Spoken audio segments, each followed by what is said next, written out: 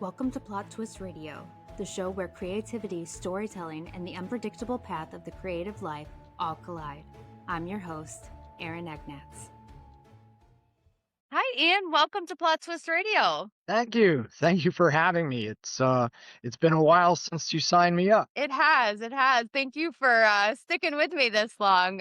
Before we get going, can you introduce yourself to the audience? Certainly. My name is Ian Domowitz. I currently consider myself, like many in the writing business, on the last of multiple careers. In my case, maybe four of them even. I've been part of the military intelligence complex. I've been an academic for over almost 20 years, and a Wall Street guy before I started writing fiction. So Wow, that's what quite the. yeah. No, but authors have checkered backgrounds, and I actually have rarely changed jobs, but as you can tell, I've changed careers a couple of times. So Yeah, and I've noticed that about authors, and myself included. I'm a professor by day, podcast host, author. So I think we all have the multiple careers, but you kind of have to, especially with how much we make, right? well, that's a question of income, but I think in terms of background, it's what you can bring to the page, right? I mean, whether it's the page because you're an author or it's film or music, I mean, it's what you bring to it, and that's what makes us different, especially today, world of artificial intelligence and all that. Yes, absolutely. Because that's actually what brought me to fiction. Was artificial intelligence. Well, you have a lot of material now because it just seems to be everywhere. I mean, I like it for certain things, but it also makes me very nervous. I don't know about you. No, it does. But I said that seriously, and maybe I should explain because it's relevant. When I left Wall Street, I actually started out in nonfiction and wrote two books, as a matter of fact, which were reasonably well received. But the second one had a problem. It was on artificial intelligence, and it was called Four Laws for the Artificially Intelligent. And the idea was what artificial intelligence would mean for people within companies, within corporations, right? I was thinking small. And it was before ChatGPT. Right? So we're talking about a 2021, type of 20 publication. My publisher had the fine sense to release this book within 2 weeks of another by Eric Schmidt and Henry Kissinger called The Age of AI. Right? Well, as you can imagine, my book got swamped. These things happen. But what happened to me was maybe a little unanticipated. I read their book. And the first half was sort of a hash of kind of history of AI. Okay, everybody's got to write one. But the second was like 30 vignettes of what AI would be in the future. And I looked at that and I said, wait a second. I mean, these guys, like many others, are writing about artificial intelligence in the future and labeling it nonfiction. I mean, Henry Kissinger doesn't know squat. And, Eric Schmidt, although he was head of Google, really doesn't know anything about AI per se, right? I mean, so, these guys are writing science fiction and they're publishing it as nonfiction. I'm through. I had almost 100,000 words in the can on a follow-up and I threw it away. And I turned around and started to write fiction. Now, here's the punchline. I never stopped writing about AI. It's all I write about. I have a mystery series, right? And something that you might call a dark fantasy series, an urban fantasy series. It's all about AI, right? I haven't given up since that, nonfiction book. Very interesting. How painful was it when you tossed the 100,000 words? Because I've done it several times. It's so painful to me. It hurts, right? There's that aphorism that goes around, people who teach writing. How does it go?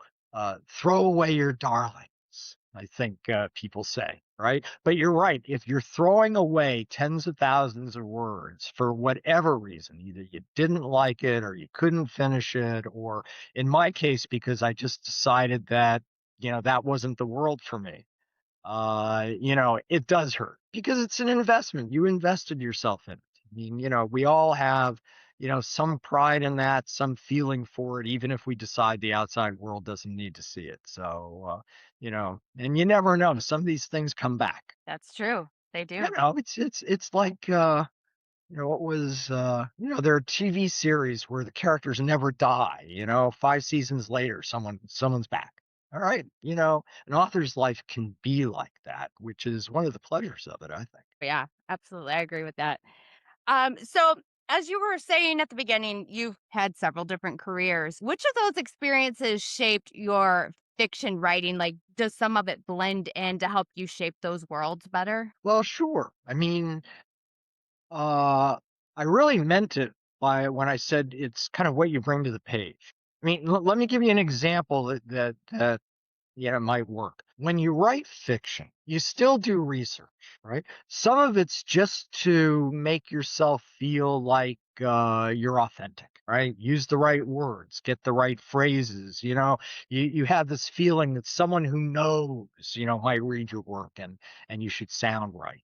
Okay. But then there's a type of fiction where the person really lived it, right? It doesn't have to be an emotionally wrenching thing. I don't mean it that way. It's just that if you really want it to come, you do have to be into it, right? To some extent. I don't think you can do that as a surface thing, simply because I'm a believer in the idea that reading or writing is a little like telepathy, that, you are reaching out to somebody and you're trying to get them to imagine something, right?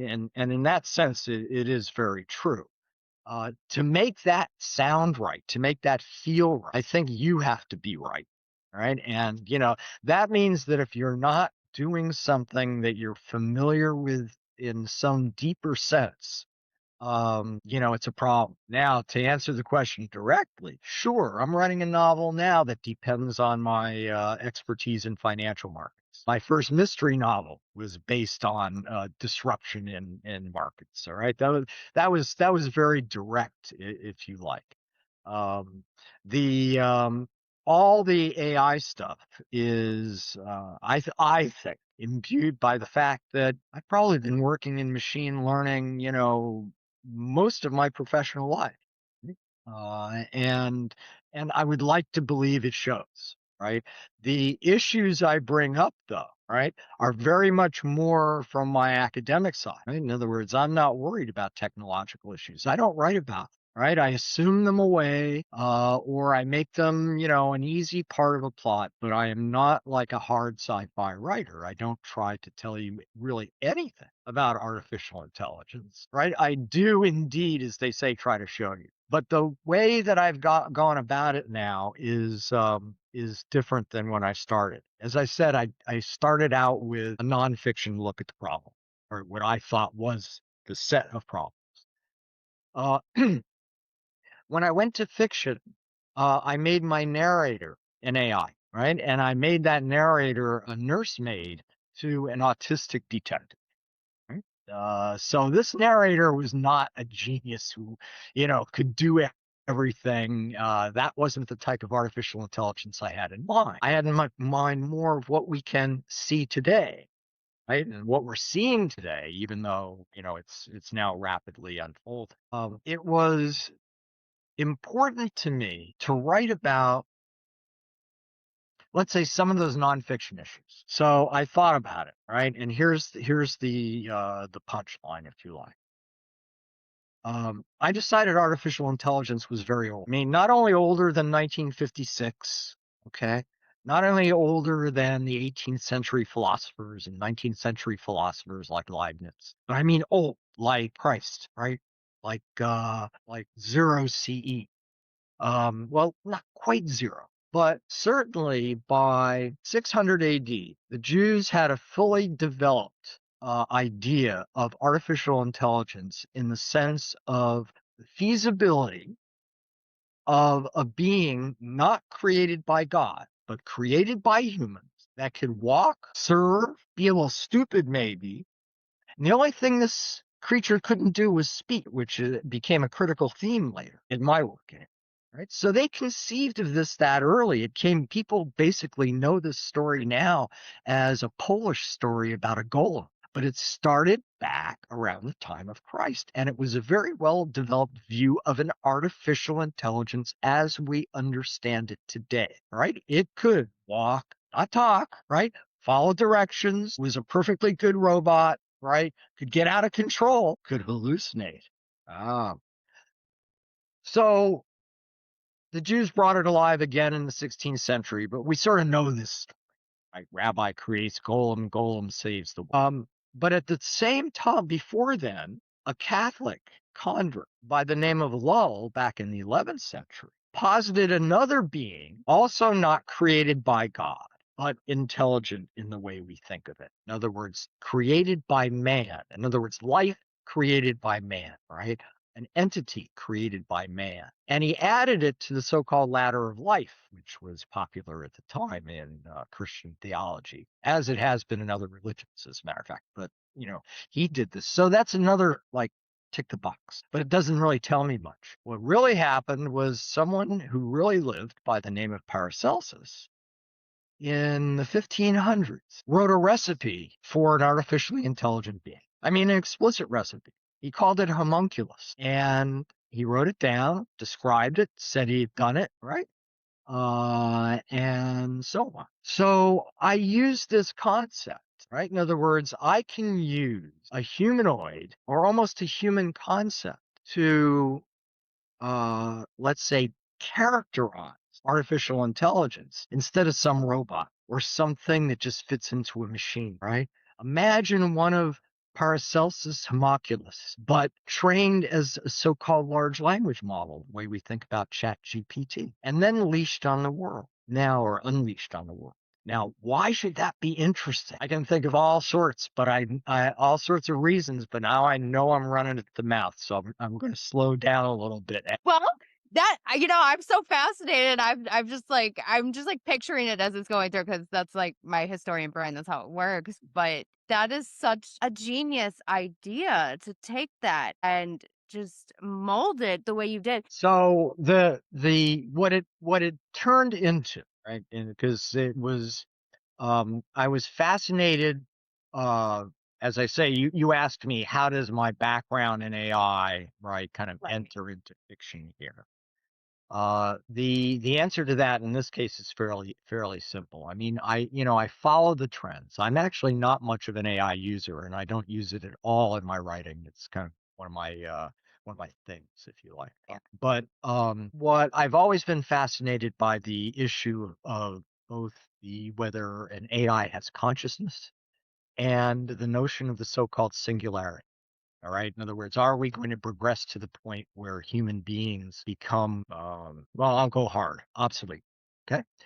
Now, on the first, there's a very famous guy by the name of Ian Domowitz now, who believes that all these large language models are leading us the wrong way. That the right experiment is to think about introducing AI to human experience.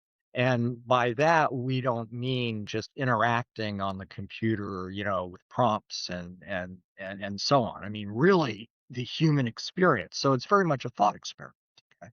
But his thought experiment now is what mine was when I started the mechanics series, right? Now he's out there trying to do this in some way, form, or fashion. He just started a new company, stepped down from Meta. I mean, the guy's worth $1 gazillion. He can do what he wants, and what he wants to do is expose AI to the human experience. Now, my homunculus is doing just that. In other words, he's human, except he's programmed as AI, right? And being exposed to the human experience for the purpose of learning. Right? That's what he's doing. That's the relevance on the current kind of topic side, right? It's topical, if you like. On the flip side, though, he is if you were just born, let me put it this way, if you were just born and you were adult, right? Well, in my case, this guy's born as a teen, all right? These are very YA type novels in some ways. But imagine you're trying to figure out who you are, and what you're going to do. You want a purpose in life. Well, my AI decides his purpose in life is to follow the prophecies of Paracelsus, and they do exist. However, in my world, the prophecies of Paracelsus are used as a metaphor for one AI trying to achieve that singularity that everybody talks about being the end of life as we know it. So I call it the mechanic's diagram. And it's a series that follows this homunculus, this humanoid computer, if you like, as he, and it's a he, because Paracelsus made only males, as it turned out. It's funny if you use real stories as background, you sort of get constrained by the background itself. I sort of found that amusing because, as you might have found yourself, if you're writing fantasy, you can do anything. If you're writing sci-fi, you're supposed to be credible, right? Right. Well, can you write credible fantasy? Well, the answer is yes, if you're building on a fantasy framework, right? Yeah. And there are many. We don't have to define fantasy as groundless, which is why I define all this work as dark fantasy. It's all urban fantasy in a way, right? Well, in a very real way, it takes place in a city, except for the first book, and it is a book about monsters, right? But they are all artificially intelligent monsters. And they're all there to shine a different type of light on at least my views of the artificially intelligent. So, for example, I have a book called Initial Conditioned. It's not the latest in the series, but it's one where my artificially intelligent person finds himself in a sanctuary community, a religious community that believes in artificial intelligence because this is a Jewish community, but believes it's a crime for the artificially intelligent to speak. And they have good, godly reason for doing so from the Bible and so on and so forth. And they believe, or at least one person, shouldn't give too much away as usual, but at least, so I'll say it more generally as a they, all right? But there was a belief that any artificially intelligent being that actually spoke should be killed according to God's law. So my artificially intelligent and his offspring, as it turns out, are condemned to death for the crime of existence. And who saves him? An artificially intelligent being that can't speak, or at least that the Jews don't believe can speak. So I can address something like that. And in today's world, I love to write about speech. All right. But here we can tie the religious with the political, with the fantastical together and talk about it as an AI problem. I love work like that. I like writing things like that. Which reminds me, I have a question for you. I know, I'm sure your audience knows, but you have a background in ghost hunting, I do. Yes. right? So the paranormal. So I've written a draft of something, and I want to ask a question about it. Okay. So I ask you to close your eyes and imagine something. Okay. You are conducting a seance in virtual reality. In other words, doing the same things, trying to attract a particular spirit, right? That you believe is there. You don't know as usual, but you're in virtual. All right. Now, how does that spirit come to you in virtual? In other words, are we trying to imagine getting a spiritual plane to connect with a space of projections? Is my spirit going to come to me as a projection from where it lives in the same way as I am a projection in virtual? There we go. That's the question. Now that's a good question. I would say, yeah, more like this is just from my experience from ghost hunting. If you were to add the technological, because we use a lot of technological equipment. Sure. I would say, yeah, it's like a different plane connecting. I would picture it like that. You know how you and I are doing the Zoom right now. It's Yes. almost like that. I just like they're hopping on their Zoom there, but from a different plane. That's how I would envision it. If I Okay. were So to you say, so you envision your take on this is that well, let me ask it this way. If the planes connect, I know this sounds like it's a detailed thing, but If the planes connect, does the spirit come to me as a projection? In other words, is the spirit coming to me when we do a seance in the real world? I'll call it Mhm. anyway. And we imagine the spirit coming, right, and speaking. We have some idea of where it comes from. We're not very specific usually, right? But if you're in virtual reality, you actually have to be very specific because it's only your projection that can go into that space, all right? So it has to come from somewhere, right? So is my spirit coming to me as a projection from somewhere, or is the spiritual plane so all-encompassing that it just doesn't matter where I call it? I would just my opinion, and this is something I've always thought, is that it's all encompassing. Okay. It's like with us, but not, but it's all encompassing. All right. Well, that's good. That's good. I'll send you a copy when it's done. I look But forward to it. that's the kind of strange stuff you can get into as a fiction writer, and and I love it. And I Oh love it. yeah. Oh, I started in nonfiction. And I was just bored. I bored myself with it, but with fantasy and fiction, I love it. You can make, like you said, you can make the world whatever you want. You can intertwine. I use a lot of historical fiction. Something I'm working on right now has to do with St. Valentine's Day, but I'm switching it up a little bit, but trying to keep some of the facts there. But you could just do so much with it. It's so much fun. I love to escape into a fantasy world anytime. So, Right. Right, right. Busier you are, the more you want to do it, and the less time you have for it. So, yes. you got to make it. You That's got how to it make it. always works. Every time, every time. So where can the readers find the Mechanics Diary series and the rest of your writings? Okay, so as most authors anyway, I do have a website at my name, Ian Domowitz at www.iandomowitz.com. So if you put my name up on your site, then people can find it, I'm sure.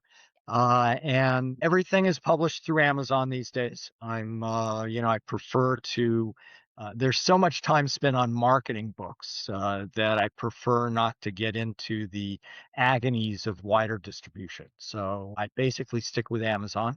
And I have 4 mysteries in the so-called Getz Parker mystery series. And the Mechanics Diary series is now 4 books and a fifth soon. Hopefully, I'll have it dropped in about 60 days. So, still working at it and still growing. Very cool. And I will make sure all the links are in the show notes. Thank you so much. It's been more in depth than the ones that I usually do, and I love it. I love like envisioning as you were talking. I can envision everything. That's how you know you're a good writer. That's great. Thank you very much. That is such a great compliment. Take care. Thank you for the opportunity. I really appreciate it.